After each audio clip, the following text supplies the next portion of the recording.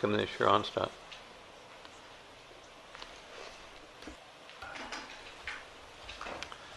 Well, I've sat up here for a couple of years, and this is a first for me. I've got a staff report that goes 180 one way and a recommendation that goes the other way. And I have trouble reconciling it until I thought it through. The applicant has met every test. The environmental report came back, negative declaration. The use is permitted in the zone. There's no evidence to deny the CUP of a substantive nature. I don't think there's any really serious factual disputes that would stop me from voting for the applicant. And the reason for that is a perfect safety record, people on site, no public access. I look at the conditions that are imposed,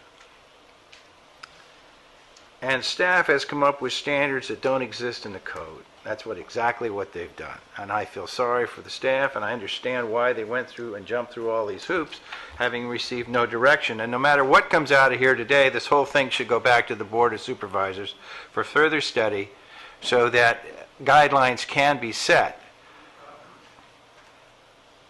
But I feel that the restrictive conditions imposed by staff would probably be stronger than anything that would have ever come out of the Board of Supervisors.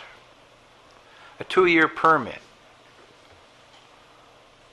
If you think about it, they'll be back in front of us in 2 years. If there are any real problems, existence out there, they will have been discovered, thought through, dealt with. Or if there's a significant problem out there during the 2-year period, this sound situation is as the residents in the area think it might be, then they can come back in also.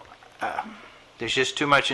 There is no credible, as far as I'm concerned, expert testimony upon which I can deny a CUP based on sound. And sound was one of the chief concerns that I had. I live between Santa Paula and Fillmore. Rancho Sespe had a film permit up there once, and they had lions. I live 1.5 miles away, and I thought they were next door. So, I mean, I'm quite sensitive, but we don't have substantive evidence, expert evidence, upon which to deny the permit based on noise. I mean, that may happen, it may develop, but it doesn't exist now. Staff's position was denied based on public safety and compatibility. Well, I didn't see any substantive evidentiary support to deny it on a public safety basis. As I said, the conditions exceed all standards. The safety records is perfect. On the compatibility issue, I can't draw any serious distinction between this one and Lockwood Valley. And I don't think we should have 2 standards, as the gentleman said, one for Malibu and one for Lockwood Valley. I mean, I'm not saying there isn't a lot of work that may need to be done on the, quote, wild animals, but as everything exists today, as the record appears before me, I feel I have no choice but to vote and approve the CUP. I mean, tigers, that's what this is all about. Everybody's scared to death. Who wants a tiger next door?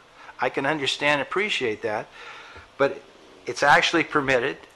All the conditions have been met and exceeded. So what are we supposed to do up here? Invent a problem so that they can't go forward because we haven't done our job? I don't think so. I think what has to happen is that we need to do our job. The matter needs to be referred back to the policymakers to clarify this issue.